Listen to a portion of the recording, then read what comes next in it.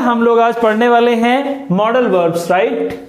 Modal verbs को हम defective verbs भी कहते हैं। डिफेक्टिव वर्ब्स इनको इसलिए कहते हैं क्योंकि with the help of these modal verbs we can not complete any meaningful sentence. हम कोई भी मीनिंगफुल सेंटेंस कंप्लीट नहीं कर सकते हैं। Till then we are not going to use the main verb.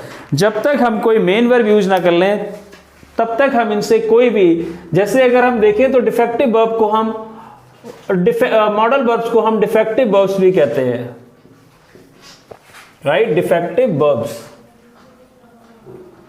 Right. Defective verbs इसलिए भी कहते हैं इनके लिए हैं क्योंकि without taking any main verb we can not complete any meaningful sentence. हम कोई भी मीनिंगफुल सेंटेंस इससे नहीं बना सकते हैं। जैसे अगर फॉर एग्जांपल के लिए देखें, आप बोलें कि you should a good boy,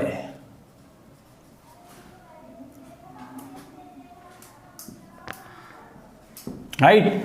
जैसे ये सेंटेंस लिखा हुआ है you should a good boy, ठीक है ना, ये सेंटेंस सही है या गलत है, राइट। तो ये सेंटेंस जो है वो गलत है क्योंकि यहां पे अगर हम बी लगाते हैं तभी ये सेंटेंस सही होगा। तो इसका मतलब क्या हुआ, इसको हम क्या मानेंगे, इसको हम मानेंगे डिफेक्टिव वर्ब्स, राइट। लेकिन अगर इसी के स्थान पे, इतने के स्थान पे अगर आप ये लिख दो कि you are a good boy, right, you are a good boy, तो ये क्या हुआ हमारा, ये हुआ कि you are a good boy, आप एक अच्छे लड़के हैं, राइट। तो ये तो समझ में आ गया कि मॉडल वर्ब्स को डिफेक्टिव वर्ब्स क्यों कहते हैं। Because you should a good boy, अगर आपने बी नहीं लगाया तो यहां पे आप कोई मीनिंगफुल सेंटेंस नहीं पाएंगे, जैसे आपने बोला कि you are a good boy. अब देखिए हम इस, राइट, शुड का मीनिंग होता है चाहिए, और इसको हम यूज कब करेंगे, जब हम सलाह देते हैं, सलाह देने के लिए,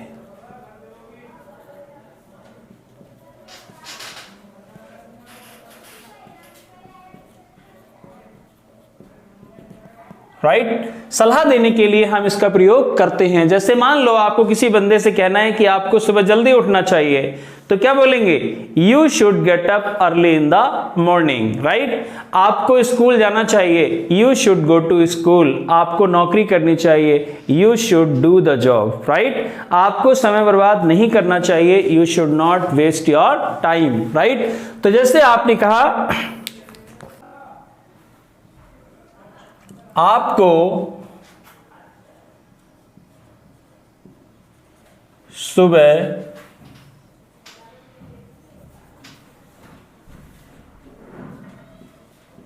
जल्दी उठना चाहिए, राइट। तो कैसे बनाएंगे सेंटेंस को, आपको सुबह जल्दी उठना चाहिए, तो इसके लिए बनाएंगे you should get up early in the morning, you should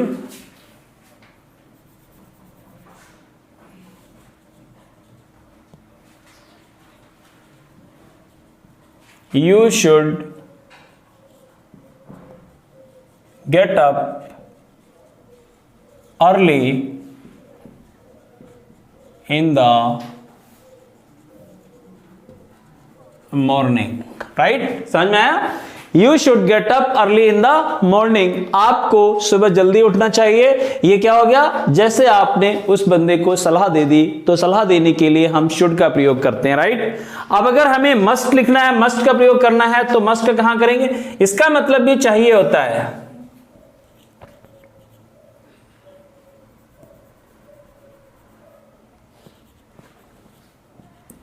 लेकिन ये कहां पे लगाएंगे, जब हम जोर देकर सलाह दे रहे हों,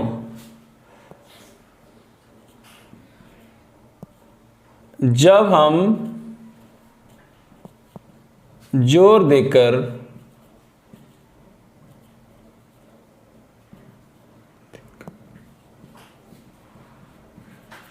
सलाह देना, मस्ट का मतलब होता है चाहिए, लेकिन जब हम जोर देकर सलाह देते हैं, just you are giving the pressure on anyone, right, किसी काम को करने के लिए यदि आप जोर दे रहे हैं तो वहां पर आप मस्ट का प्रयोग करेंगे। लेकिन सलाह यहां भी देनी है आपको, लेकिन यहां आपको जोर देकर सलाह देनी है, राइट।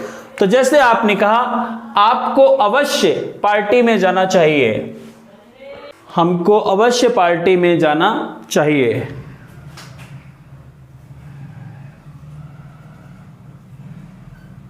राइट। कैसे बनाएंगे? हमको अवश्य पार्टी में जाना चाहिए, तो क्या लिखेंगे? सबसे पहले लाएंगे हमको की वी मस्ट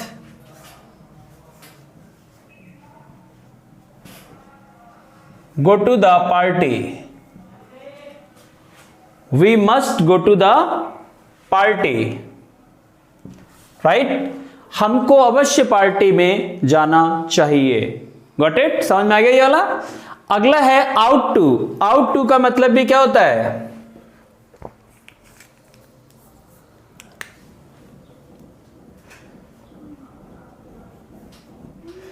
नैतिक सलाह देने के लिए,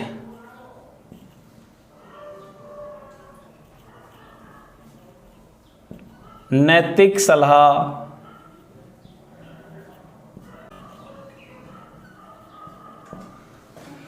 जब हम किसी को नैतिक सलाह देते हैं तो वहां पर आउट टू का प्रयोग करना चाहिए। जैसे आपने कहा कि हमें अंधे लोगों को सही रास्ता दिखाना चाहिए, तो कैसे बनाएंगे?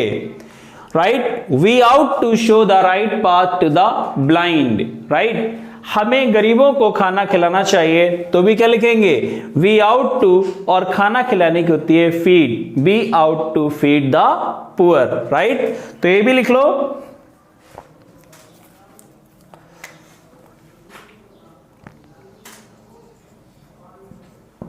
हमें अंधे लोगों को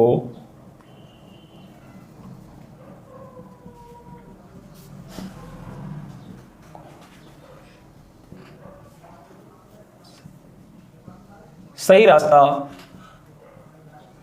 दिखाना चाहिए,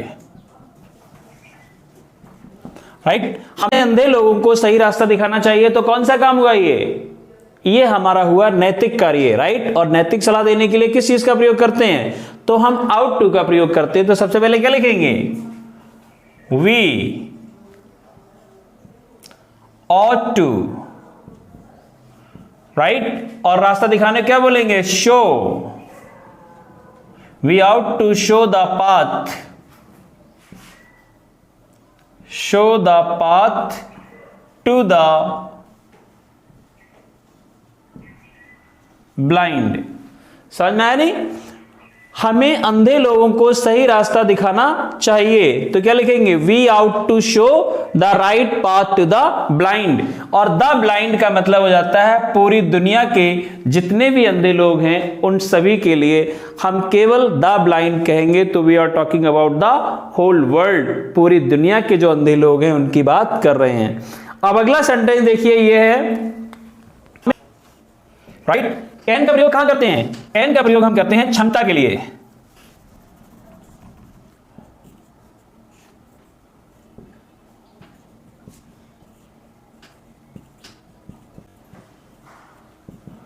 राइट, क्षमता के लिए। जब हम क्षमता की बात करते हैं, जब हम कैपेसिटी की बात करते हैं, तो वहां पर हम कैन का प्रयोग करते हैं। जैसे आपने कहा कि क्या आप 100 लोगों के सामने अंग्रेजी बोल सकते हैं, राइट।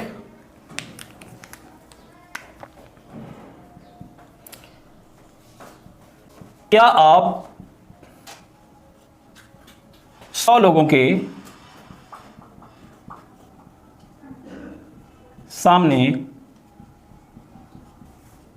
अंग्रेजी बोल सकते हैं, राइट। अब हमने क्या लिखा है? क्या आप 100 लोगों के सामने अंग्रेजी बोल सकते हैं। तो ये कैसी बात हो गई? We are talking about capacity, ये हम क्षमता की बात कर रहे हैं। और जहां क्षमता की बात करते हैं वहां पर हमें किस चीज का प्रयोग करना चाहिए? वहां पर हमें कैन का प्रयोग करना चाहिए, यानी can. Can you speak English, can you speak English in front of 100 people?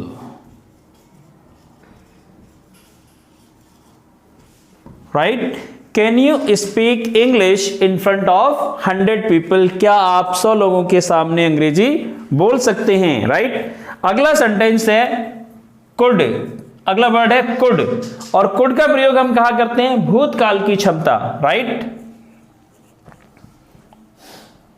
भूतकाल की क्षमता। जब हम भूतकाल की क्षमता की बात करते हैं तो वहां पर हम कुड का प्रयोग करते हैं। जैसे आपने कहा कल मैं कोचिंग नहीं जा सका, I could not go to coaching yesterday. कल मैं पार्टी में नहीं जा सका, I could not go to the party yesterday. कल मैं मीटिंग अटेंड नहीं कर सका, I could not attend the meeting yesterday. हालांकि मैं कर सकता था लेकिन मैं कर नहीं सका। राइट, तो लिखिए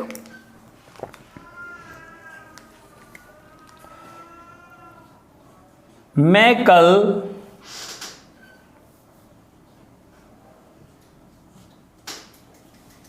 मीटिंग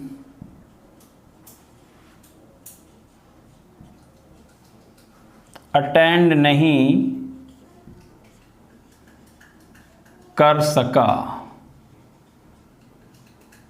राइट, मैं कल मीटिंग अटेंड नहीं कर सका। तो क्या लिखेंगे? भूतकाल की क्षमता के लिए हमेशा हम कुड का प्रयोग करते हैं, तो आप बोलेंगे आई could not, I could not attend the meeting yesterday. Right, I could not attend the meeting yesterday, कल मैं मीटिंग अटेंड नहीं कर सका।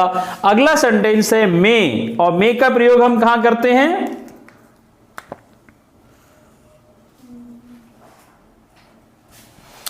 डाउटफुल कंडीशन,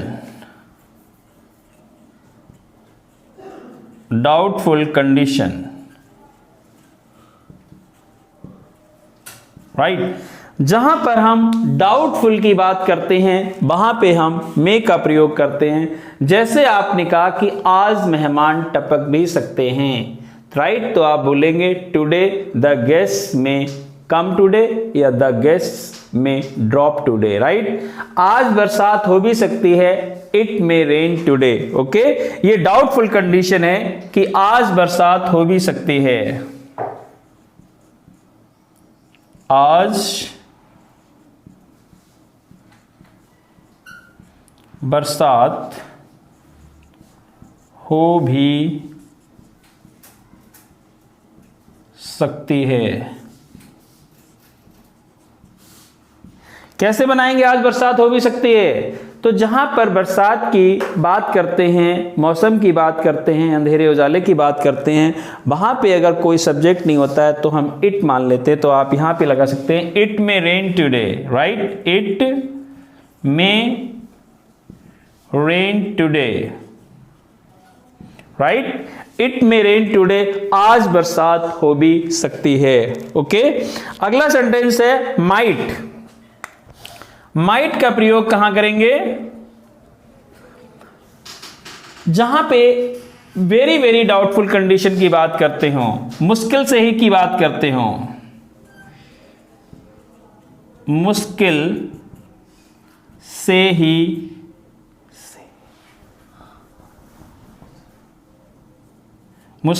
ही की बात करते हैं। ठीक है ना, जहां पे मुश्किल से ही की बात करते हैं। जैसे आपने कहा कि आपका दोस्त आज मुश्किल से ही आ सकता है। राइट,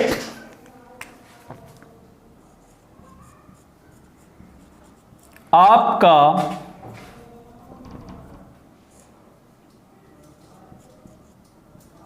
दोस्त आज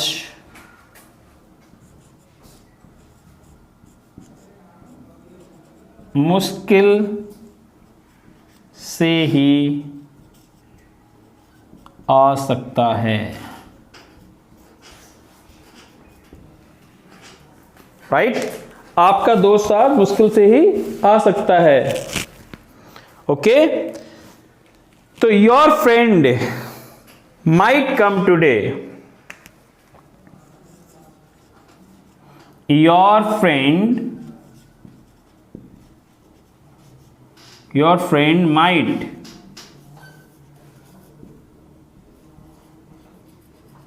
कम टुडे। राइट बिट्टू, देखो up to here it is coming. Your friend might come today. Right, आपका दोस्त मुश्किल से ही आ सकता है। Right, okay, no problem. Now I am going to, अब मैं इसके लिए थोड़ा सा मिटाने जा रहा हूं, फिर उसके बाद में लिखता हूं। ठीक है ना, ये नोट कर लिया आपने? ठीक है ना, अभी मैं इसको मिटा के फिर दोबारा से लिखता हूं।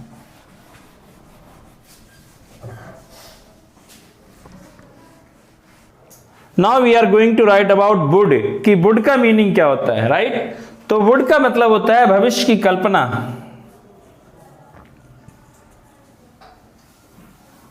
भविष्य की कल्पना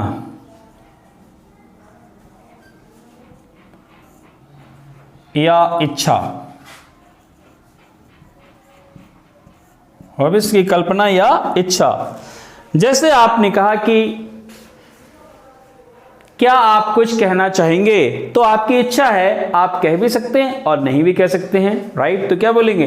would you like to say something, क्या आप कुछ कहना चाहेंगे। राइट, जैसे आपने पूछा किसी बंदे से कि क्या आप नौकरी करना चाहेंगे, तो would you like to do the job. Right, तो देखिए सेंटेंस कैसे बनाएंगे, क्या आप कुछ कहना चाहेंगे,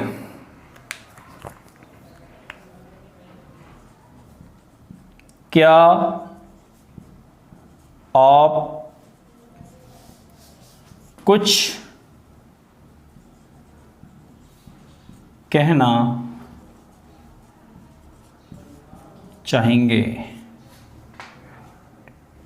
ठीक है, कैसे बनाएंगे? क्या आप कुछ कहना चाहेंगे, क्या आप कुछ कहना चाहेंगे, तो सबसे पहले लगाएंगे वुड, क्योंकि जहां पे हम इच्छा की बात करते हैं, you are not sure about that, जहां पे आप निश्चित ना हो, तो वहां पे आप बोलेंगे would you like to say something, would you like to say something. Right, क्या आप कुछ कहना चाहेंगे, would you like to say something. क्या आप पार्टी में जाना चाहेंगे, तो would you like to go to the party.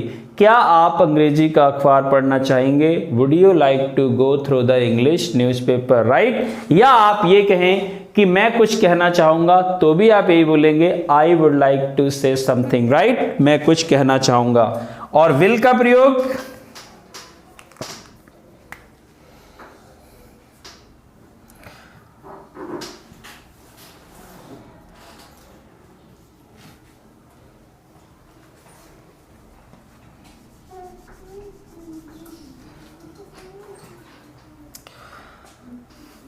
किसी काम को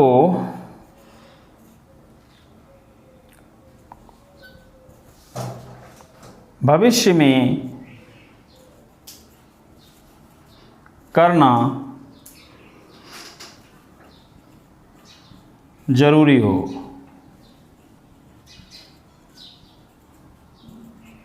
राइट, किसी काम को भविष्य में करना जरूरी हो। अगर कोई काम जरूरी है तो आप लगाएंगे विल का प्रयोग, जैसे आपने कहा मैं अवश्य पार्टी में जाऊंगा। राइट, मैं पार्टी में जरूर जाऊंगा। राइट, तो क्या बनाएंगे, मैं पार्टी में जरूर जाऊंगा, तो सबसे पहले आप लिखेंगे आई। ठीक है ना,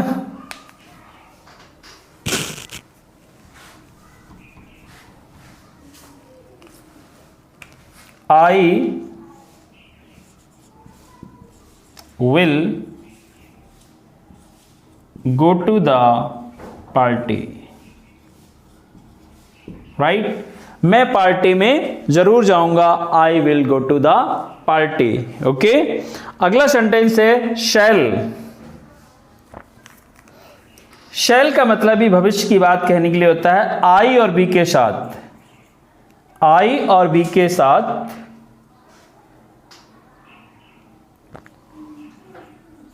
नॉर्मल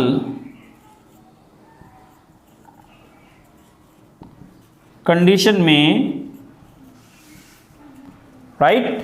अगर आई और बी है और नॉर्मल कंडीशन की बात करते हैं, जैसे कि हम पार्टी में जाएंगे, मैं पार्टी में जाऊंगा, लेकिन जरूर ना लगा हो, तो यहां पर हम शैल का प्रयोग करेंगे। जैसे आपने कहा हम अपना काम ईमानदारी से करेंगे, राइट? हम अपना काम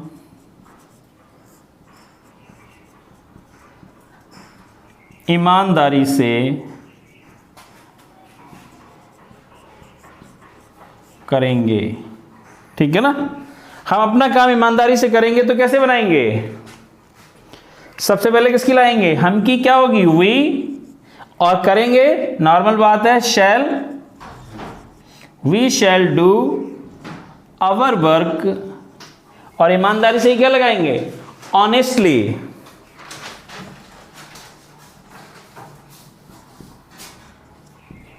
right? We shall do our work honestly, right? यहां पे वर्क और लिख दीजिए, वर्क ऑनेस्टली, राइट? तो मॉडल वर्ब्स समझ में आ गए भाई, राइट? कि मॉडल वर्ब्स 110 होते हैं ये, और इनको हम डिफेक्टिव वर्ब्स भी कहते हैं। And since morning up to evening, सुबह से लेकर शाम तक, we keep speaking many things, बहुत सारी चीज़ें हम बोलते रहते हैं। And if you are giving to advice to someone, if you are giving the normal advice, if you are giving the forceful advice, if you are giving the moral advice, right? If you are talking about capacity, if you are talking about doubtful condition, because whatever we are going to speak since morning up to evening, all these things, they play very important role in our language, in our speaking, in our English, whatever you are going to write, you are going to speak. So that's why you should keep in your mind all these modal verbs, then you can write correct, and you can understand, and you can speak better. Whatever you want to speak, you can say very easily. Thank you very much.